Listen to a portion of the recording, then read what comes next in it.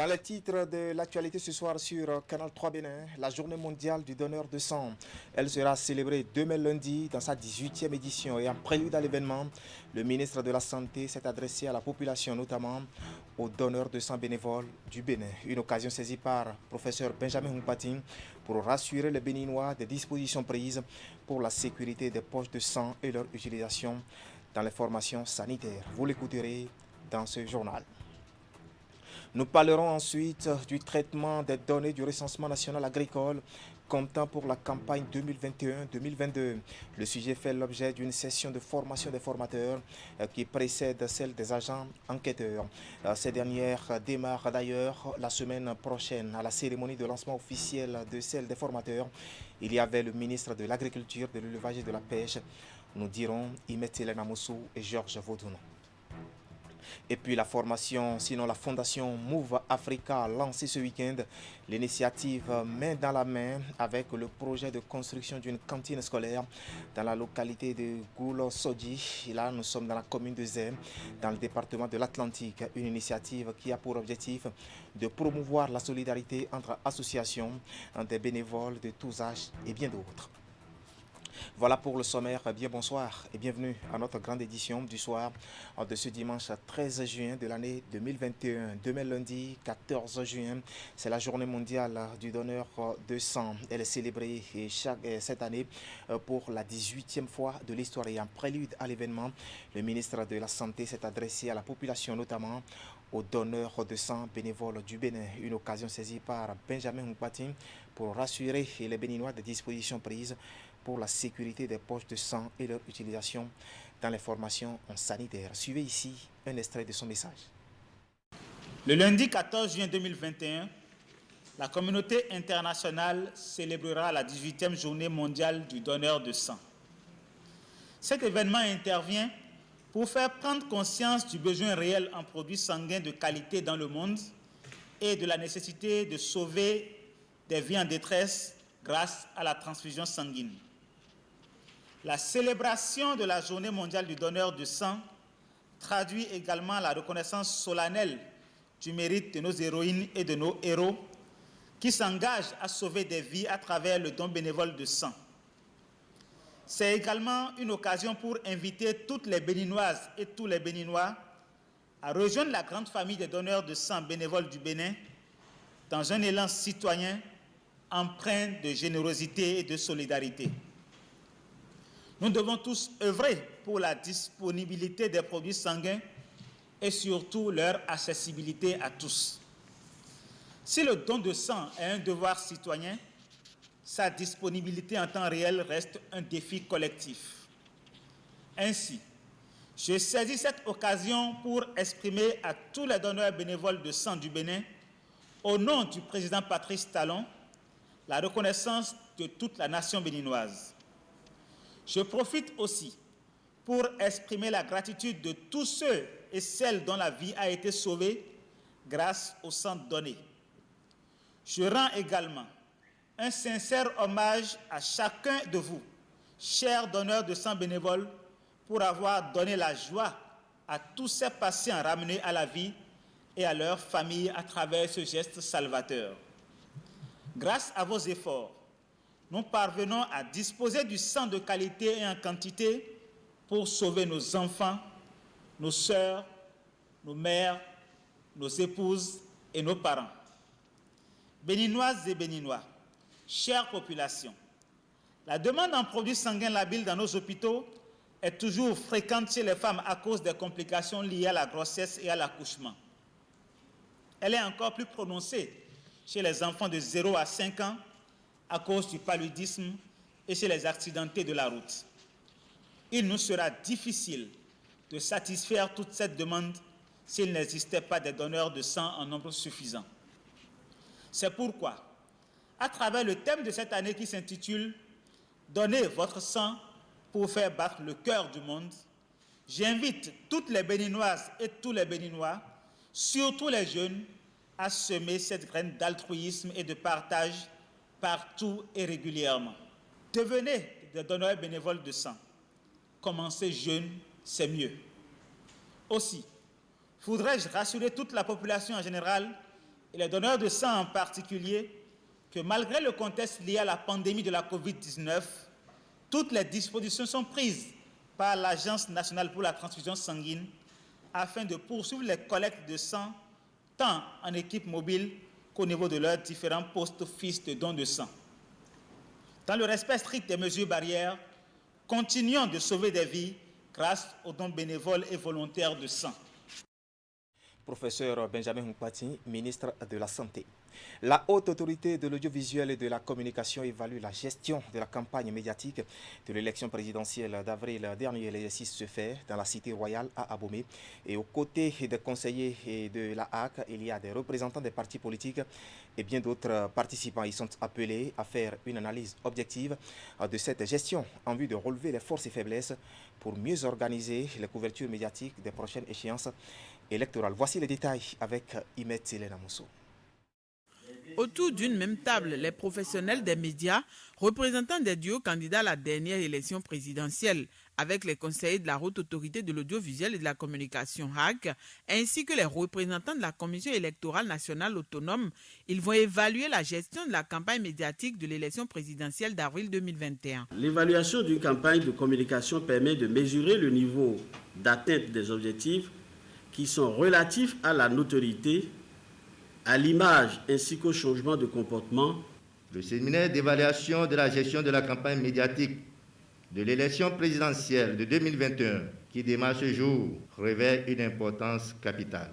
Il s'agit pour nous de revisiter la structuration de la couverture médiatique pendant l'élection présidentielle, d'en appréhender les forces et les faiblesses afin de définir les perspectives appropriées pour faire face à de nouveaux défis. Pour gérer au mieux la communication pendant cette élection, la HAC a pris plusieurs mesures au nombre desquelles la décision portant réglementation de la campagne, mais également la mise en place d'une commission temporaire de gestion de la campagne médiatique. Les efforts de l'institution ont permis d'offrir à la population, sur l'ensemble de la période électorale, une communication appréciée par diverses structures et autres personnes extérieures au monde des médias. Acteurs des médias, je vous présente mes remerciements pour cet exercice réussi de responsabilité et de professionnalisme pour le traitement et la diffusion des informations, toutes choses qui font davantage de vous les vrais acteurs de la paix dans notre pays. Soyez-en remerciés. La Sénat apprécie à sa juste valeur le travail titanesque que mène l'autorité de régulation, alors même qu'elle ne dispose pas de moyens techniques et subséquents à la bonne exécution de ses attributions législatives dans un contexte électoral où, en cas de dysfonctionnement grave, les médias peuvent servir de détonateurs à des conflits aux issues incertaines. Les travaux vont durer 3 jours. Divers exposés, en plus de la présentation du rapport de la commission temporaire de gestion de la campagne médiatique, vont meubler la rencontre. Les travaux au cours de ce séminaire vont consister non seulement à poser le diagnostic adéquat, mais aussi et surtout à proposer des approches novatrices pour une meilleure organisation des prochaines campagnes médiatiques des élections. Excepté les forces et faiblesses à ressortir, il est également attendu des analyses critiques et objectives en vue de formuler des recommandations qui permettront à l'avenir d'organiser des campagnes médiatiques plus réussies. Et parlons à présent de la 8e édition de la Semaine des frontières béninoises. Les manifestations officielles ont été lancées en début de week-end à Savalou avec la formation des agents de santé des zones frontalières. L'activité, elle, est portée par l'Agence béninoise de gestion intégrée des espaces frontaliers en partenariat avec la Société béninoise de médecine interne. Et les échanges de ce renforcement de capacités sont axés sur les maladies du sang. Nous allons retrouver ici Imet Selena Mousso pour les détails. La campagne va couvrir les 36 communes frontalières du pays. Cette mobilisation itinérante entre dans le cadre de la célébration de la 8e édition de la Semaine béninoise des frontières. Elle est organisée par l'Agence béninoise de gestion intégrée des espaces frontaliers ABJF. Cette année, l'agence entend mettre en exergue les problèmes des populations des frontières, notamment dans le domaine de la santé. J'ai été témoin malheureux de plusieurs situations. Un enfant, il faisait de l'anémie et pour le traiter, là, c'est les zones frontalières, il n'y a pas de médecin. Un médecin de fortune prélève du sang au père et administre à l'enfant. Et l'enfant est mort sur le coup. Et devant cette situation, nous nous sommes dit qu'il serait important qu'on ait ces échanges-là pour permettre aux soignants qui sont dans ces zones d'avoir un peu plus de capacité, de savoir là où s'arrête leur responsabilité et quand référer ces malades à des niveaux supérieurs. À Savalou, première escale de la campagne, la BGF, avec l'appui de la SOBEMI, la Société béninoise de médecine interne, a lancé la formation des agents de santé des espaces frontaliers. Les échanges portent sur les maladies du sang, telles que la drépanocytose, l'hémophilie, le cancer du sang et autres. Considérées comme émergentes, ces maladies sont méconnues du grand public et quelquefois du monde sanitaire des zones reculées. Ce sont des maladies, soit génétiques, soit des maladies acquises, mais du fait de l'ignorance des populations et aussi des agents de santé, on n'arrive pas à faire le dépistage. Donc, il faut accompagner les agents de santé pour le dépistage, parce que, comme vous le savez, quelle que soit la maladie, quand on s'y prend tôt, on a des chances de guérison ou tout au moins des chances de rémission. Et nous espérons que à l'issue de cette journée et de la série d'activités qui est initiée, la prise en charge des malades de façon globale se portera mieux. Les séances d'information et d'échange initiées vont permettre d'en apprendre davantage aux agents de santé sur les symptômes, les évolutions possibles et le processus de prise en charge. La session de formation prévoit également des travaux pratiques qui vont se dérouler au laboratoire. Ces assises seront suivies d'une étape de dépistage massif sur le terrain afin d'identifier d'éventuels patients souffrant de ces maladies. Très prochainement, l'équipe de médecins va revenir et aller dans chaque centre de santé, faire des prélèvements, analyser pour montrer de façon pratique à ces gens comment reconnaître ces maladies. Mieux, c'est que toutes les fois que ces gens vont tomber sur des cas d'espèces, ils auront des numéros de téléphone à qui s'adresser. Et la prise en charge se fera avec l'appui de la BGF. Tant que l'enfant ou bien le malade sort d'une zone frontalière, nous allons nous battre pour avoir un accompagnement pour eux. À l'issue de la campagne, les personnes dépistées positives à l'une des maladies seront référées au centre de prise en charge du nourrisson et de la femme enceinte atteinte de drépanocytose situé au CNHU et aussi à la clinique universitaire des maladies du sang où ils seront traités par des spécialistes. Toujours pour ces activités entrant dans le cadre de la célébration de la 8e édition de la Semaine des frontières béninoises, l'Agence béninoise de gestion intégrée des espaces frontaliers a organisé quelques jours plus tôt une séance de concertation avec les autorités politico-administratives de l'Atakora et les forces de défense et de sécurité. Le thème, le système de renseignement. Objectif, renforcer le système du renseignement territorial dans le département de l'Atakora avec bien sûr une forte implication des élus locaux en vue d'une meilleure gestion des frontières. Précision, Alassane Arouna et Abdou Sabi Idrissou.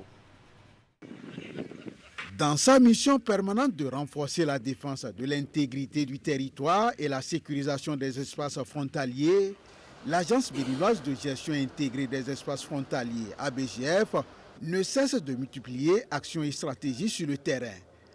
En marge de la 8e édition de la Semaine des frontières qui a sa 4e journée, l'institution à charge de la gestion des frontières du pays a initié la présente rencontre de Nati Tengo. Un rendez-vous de donner et de recevoir qui a mobilisé forces de l'ordre, de sécurité et de défense, les élus locaux et communaux de l'Atakora. 2 jours durant, ces gestionnaires des territoires vont réfléchir sur les stratégies à mettre en œuvre en vue d'une meilleure gestion des frontières. L'objectif donc de cette activité est de consolider le système d'alerte précoce amorcé dans le département avec une forte implication des élus locaux en vue d'une meilleure sécurisation des frontières. Il permettra d'aboutir à une stratégie commune et bénéfique pour la sécurité nationale. Elle vise à sensibiliser et à renforcer les capacités des gestionnaires de territoire que sont les élus locaux ici présents en relation avec les forces de défense et de sécurité au fin de s'assurer de l'engagement et de l'implication des communautés dans la coproduction de la sécurité. Ceci pour jeter les bases au niveau du Bénin pour la promotion de la cohésion régionale tant souhaitée. Pour y arriver, la BGF a privilégié la gestion concertée des espaces frontaliers comme outil pour la promotion de la cohésion régionale. L'activité de ce jour, qui déblaye le terrain pour la coexistence pacifique des populations des espaces frontaliers, intervient dans un contexte marqué par la menace liée à l'extrémisme violent dans les pays du Sahel, au sud du Sahara et du bassin du lac Tchad. Au Bénin, particulièrement dans le département de l'Atakora, les nouvelles menaces terroristes enregistrées dans la partie septentrionale, notamment dans le parc Pendjari et le parc W, les fréquents cas d'enlèvement de personnes avec demande de rançon dans les campements et communautés Peul, la recrudescence des braquages et de vols à mer armée dans les villes et certains axes stratégiques de transport et de communication, le séjour et la traversée, surtout en juin 2020, de certains groupes extrémistes dans le nord afin de rejoindre le Nigeria, le Burkina Faso ou le Niger méritent une attention particulière. C'est dans la perspective de relever ces défis sécuritaires qu'une communication a été présentée sur la criminalité transnationale organisée en lien avec le terrorisme. Au terme de ces assises, les différentes parties prenantes seront outillées au mieux en vue d'améliorer le renseignement territorial dans le département de l'Atakora. Pour que la BGM puisse apporter une solution beaucoup plus globale ensemble. Voilà, on était à Natitengo. À quelques encablures, à Djougou, pour être plus précis, les membres du conseil communal étaient en session ordinaire cette semaine et c'est la deuxième au titre de cette année en 2021 des assises qui interviennent un an après l'installation du dit conseiller. Les points inscrits à l'ordre du jour sont soumis à l'appréciation des participants pour étude et adoption. Une occasion saisie par le maire pour réaffirmer son engagement à lutter contre la précarité qui, il faut le dire, maintient la commune de Djougou dans le sous-développement. On va faire le point avec Alassane Aruna et Abdou Raouf Yahaya. Un an déjà que le conseil communal de Djougou, 4e mandature de l'ère de la décentralisation, est installé. Un conseil communal de 33 membres, présidé par le maire Abdoul Malik Seibou. Après 12 mois de gouvernance locale, l'équipe communale évalue les performances réalisées pour amorcer le développement tant souhaité. C'est au détour de cette deuxième session ordinaire de l'année 2021 qui va également permettre aux conseillers présents de se pencher sur les difficultés qui entravent le rayonnement de cette commune qui compte un peu plus de 267 000 âmes. En effet, nos populations sont vulnérables, très vulnérables même, et les statistiques le prouvent à suffisance. La pauvreté est très forte dans nos contrées et nous devons travailler à changer cet état de choses. Pour cela, nous devons aller vers des changements structurels. Quand vous êtes maire d'une commune où des adolescents déscolarisés refusent d'aller apprendre un métier parce qu'ils préfèrent aller chercher plutôt un repas chaud, vous ne pouvez pas continuer par détourner le regard. Et vous savez que nous ne vivons pas en vase clos. Nous devons travailler à ce que cette vulnérabilité ne devienne un terreau fertile pour ceux qui ne nous veulent pas du bien. Suivez mon regard. La détermination de l'autorité communale pour hisser haut l'étendard de la commune de Djougou est inflexible. Sa préoccupation majeure reste l'amélioration des conditions de vie et de travail de ses administrés. En jouant notre partition, cela ne suffira pas, mais déjà commençons par jouer notre partition. Et puisque nous avons aujourd'hui la chance au Bénin d'être dirigés par quelqu'un très intelligent, lorsque nous aurons joué notre partition, nous sommes sûrs que l'État central jouera aussi sa partition. Parce que à la fin, comme l'a dit Victor Hugo, il y a quelques siècles, tant que nous ne serons pas arrivés à faire disparaître la misère, comme ce fut le cas jadis pour la lèpre, nous n'aurions rien fait. Et malheureusement, la misère est encore présente dans la commune de Djougou. Et nous n'aurions rien fait tant que nous n'allons pas œuvrer pour faire disparaître cette misère. Signalant qu'au cours de cette session ordinaire, ces conseillers vont s'atteler à examiner 48 heures durant 15 points inscrits à l'ordre du jour. Il s'agit entre autres du compte rendu de la première session ordinaire de l'année 2021, du rapport d'activité du maire au titre du deuxième trimestre de l'année et l'adoption des rapports d'activité des commissions permanentes. Voilà un compte rendu signé Alassane Aruna. Au Bénin, les étudiants qui veulent devenir des experts comptables peuvent désormais concrétiser leurs rêves sans être obligés d'aller composer en France ou ailleurs avec de lourds investissements. C'est le partenariat entre l'Académie de Nantes et l'Ordre des experts comptables et comptables agréés du Bénin qui permet bien sûr d'aller à cette réalité. D'ailleurs, cette année, 44 candidats ont planché pour l'UE13. La dernière épreuve de DCJ, c'était vendredi dernier à l'Institut français de Cotonou. Voici les détails avec Ulrich Gaba et Rachid Soubero. À l'instar de cette dame, 44 candidats ont planché devant le jury spécial dépêché par l'Académie de Nantes. Cette épreuve orale est la dernière d'un lot de 13 pour décrocher le DCG, l'un des 3 diplômes qui ouvrent les portes de l'expertise comptable aux étudiants. Le DCG, c'est l'une des 3 étapes pour arriver au métier de l'expertise comptable. DCG, DSCG et DEC. DEC, c'est le diplôme d'expert comptable. Donc, tous les candidats qui réussissent au Bénin le diplôme de comptabilité et de gestion, le DCG, peuvent s'orienter soit vers le monde du travail, soit vers la poursuite d'études, et donc vers le DSCG, qui les mènera ensuite vers le DEC s'ils le veulent et s'ils le peuvent. L'UE13 est donc la dernière épreuve qui va déterminer le niveau et les aptitudes recherchées chez l'étudiant. Une épreuve que le jury même reconnaît éprouvante et pour laquelle les candidats étaient souvent obligés d'aller en France.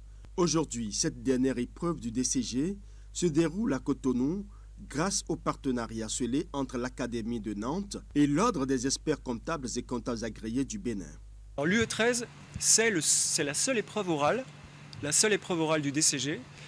C'est une des 13 épreuves, c'est la dernière en fait, en général, pas systématiquement, mais les candidats de fait terminent par cette épreuve qui est la plus éprouvante et qui consiste en fait à démontrer les connaissances, les compétences en matière de communication. La communication étant une compétence indispensable dans le métier de la comptabilité et de l'expertise comptable. 12 épreuves écrites ont été délocalisées depuis une trentaine d'années et cette dernière épreuve obligeait les candidats à faire le voyage pour aller en France et cela nécessitait de faire le parcours du combattant du visa, d'acheter le billet d'avion, d'assurer les frais d'hôtel et bien entendu le coût du séjour qui s'ajoute. Moyennant 200 000 par personne, ils arrivent désormais à composer pour cette épreuve à Cotonou, à la faveur d'un partenariat que l'Ordre des experts comptables du Bénin a signé avec l'Académie de Nantes. Ce partenariat entre l'Académie de Nantes et l'Ordre des experts comptables et comptables agréés du Bénin n'est pas seulement bénéfique pour les ressortissants du Bénin et du Togo. C'est une aubaine pour tous les étudiants africains, candidats au DCG qui n'ont pas les moyens d'aller composer en France. Aux étudiants, aux parents des étudiants, l'Ordre des experts comptables avec l'Académie de France ont ouvert les portes des diplômes du cursus d'expertise comptable. Le DCG qui est la licence, le DSCG qui est le master et le diplôme d'expertise comptable qui est le doctorat. Désormais, à Cotonou, sans voyager en France, les étudiants peuvent accéder à tous ces diplômes. C'est à votre disposition, c'est à vous de jouer le jeu, profitez-en. Cette opportunité offerte par l'Ordre des experts comptables et comptables agréés du Bénin au profit des étudiants africains de toutes les nationalités a déjà enregistré beaucoup de succès. Pour le jury spécial dépêché par l'Académie de Nantes, les performances sont au rendez-vous. Voilà, intéressons-nous maintenant au traitement des données du recensement national agricole comme temps pour la campagne 2021-2022. Le sujet fait l'objet d'une séance de formation des formateurs qui précède celle des agents enquêteurs. Et cette dernière démarre d'ailleurs la semaine prochaine. Et la cérémonie de lancement officiel de cette formation, elle, a été présidée par le ministre de l'Agriculture, de l'Élevage et de la Pêche, Gaston Dossou. Et on va faire le point avec Imet Hélène Moussou et Georges Vaudounon. Lancé par les opérations de terrain il y a 3 ans, le recensement national agricole RNA se poursuit. La présente session de formation marque le début de la dernière phase. Elle a été précédée par l'étape de la cartographie censitaire ainsi que celle de collecte des données communautaires. Les échanges ont porté sur les modules complémentaires du recensement national agricole comme temps pour la campagne 2021-2022. Elle permettra ainsi d'établir de nouvelles références et d'évaluer au mieux la valeur ajoutée créée dans le secteur agricole. C'est donc une ultime phase capitale que nous inaugurons avec cette session de formation des formateurs qui, à leur tour, iront encadrer les agents de collecte devant recueillir les informations dans près de 1000 ZDA auprès de 15 000 exploitants agricoles. En ce qui nous concerne, en prenant les rênes de la Commission nationale de supervision il y a quelques mois, mes collègues commissaires et moi avions pris l'engagement de poursuivre cette si belle et utile œuvre qu'est le recensement national agricole en accompagnant le bureau central dans la résolution des contraintes qui se dressaient en cours de route.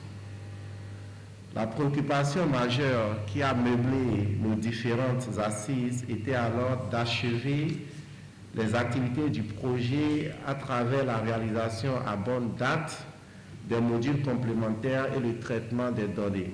Pour cette session de formation initiée à l'endroit des formateurs, 15 modules seront étudiés, de quoi permettre à ces participants de rendre aptes les 600 agents enquêteurs retenus. Ces derniers vont recueillir auprès des populations cibles la quintessence des informations recherchées à travers cette nouvelle phase du RNA. En participant à cette opération, vous vous familiariserez davantage avec les méthodes de collecte qui renforceront votre culture statistique d'une part et vous serez beaucoup plus à même d'accompagner les réformes qu'impose la mise en œuvre du recensement d'autre part. En effet, le recensement est une première pierre du nouveau système de collecte que nos départements ministériels entendent mettre en place.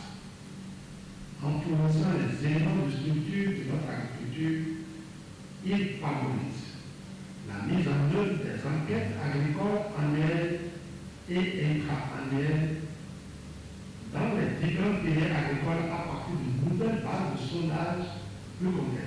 Dernière du processus, les prochaines opérations de collecte du recensement national agricole ne sont pas moins importantes.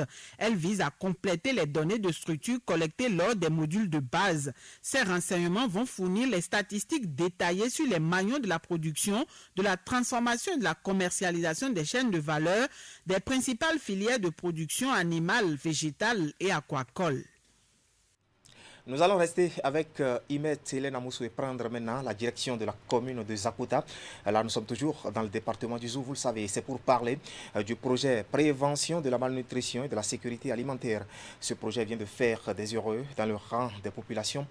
De cette commune, au total, 300 femmes ont reçu des kits d'élevage et d'intrants agricoles pour mieux exercer leurs activités. Ces bénéficiaires identifiés proviennent des ménages vulnérables nutritionnellement. Regardez.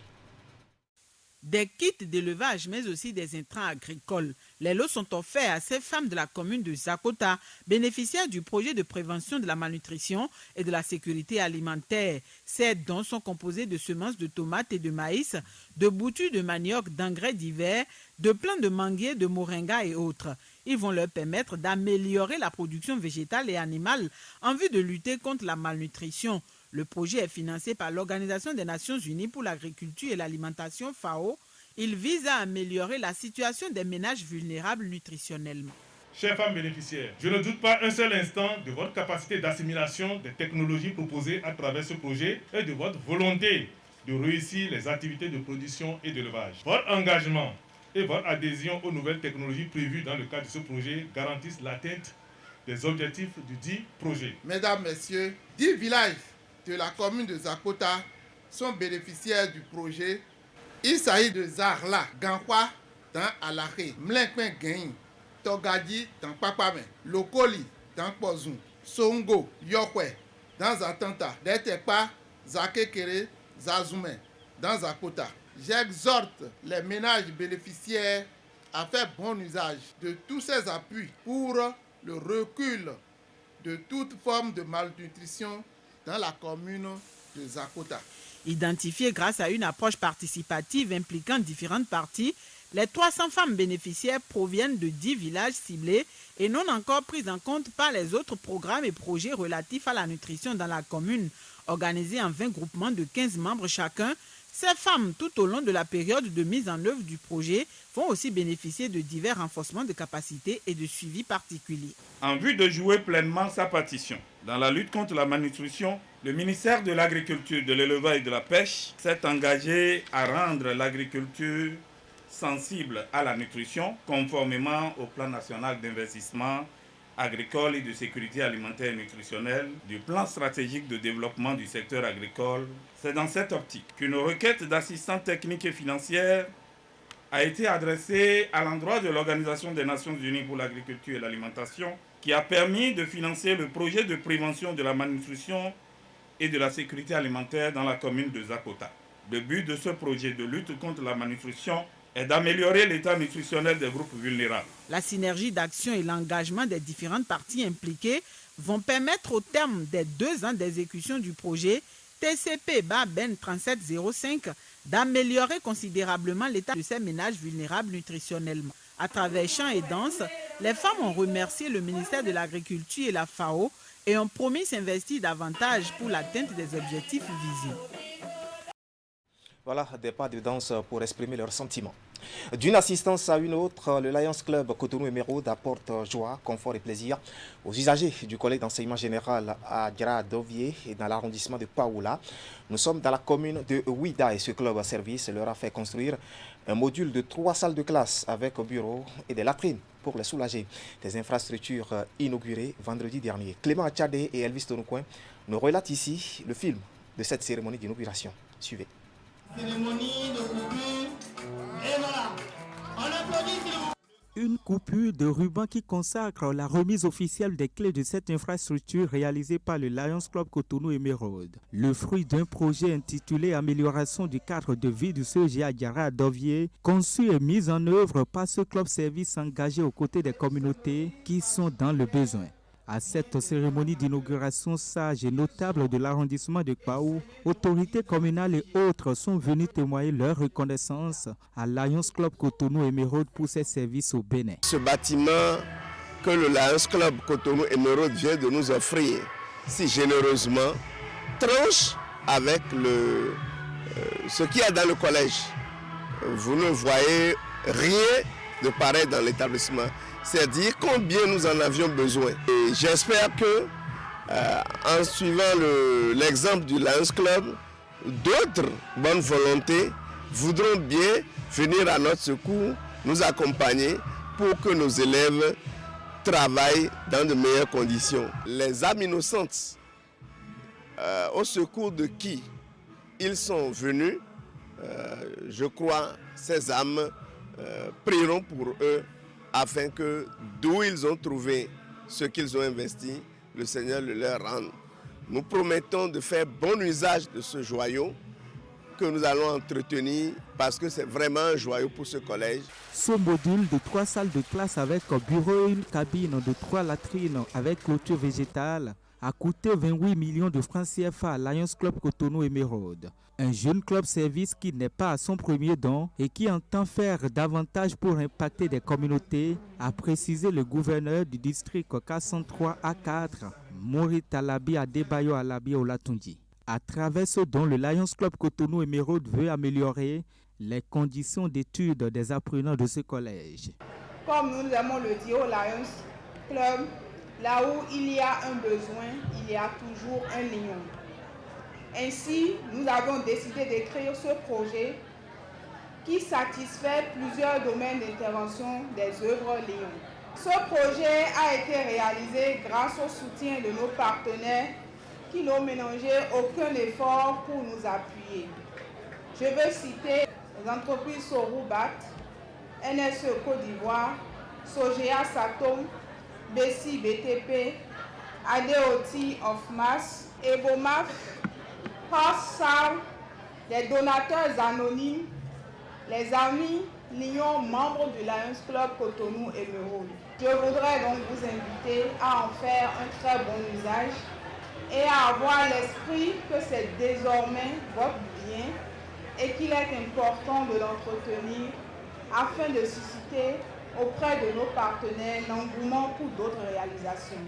Au cours de cette cérémonie d'inauguration, apprenants, enseignants et parents d'élèves ont témoigné leur gratitude aux membres du club Lyon Cotonou Émeraude. Ce don de Lions Club Cotonou Émeraude intervient après celui de 2018 au CG Atropokodji dans la commune d'Abomey-Calavi. Les membres du club entendent poursuivre dans la même dynamique pour impacter durablement les communautés à travers des œuvres sociales. L'opérateur de téléphonie mobile Move Africa, pour mettre un terme à cette session d'information, la fondation qui porte son nom a lancé ce week-end l'initiative main dans la main avec le projet de construction d'une cantine scolaire dans la localité de Goulosodji, à Zé. Là, nous sommes dans le département de l'Atlantique. Objectif de cette initiative, promouvoir la solidarité entre des associations, des bénévoles de tous âges et bien d'autres. Le point de la cérémonie dans ce compte rendu de Teddy Goudalo, présenté par Ulrich Gaba. Voici la maquette du prestigieux bâtiment qui sera bientôt érigé ici, à l'école primaire publique de Goulosodji, commune de Zé dans le département de l'Atlantique.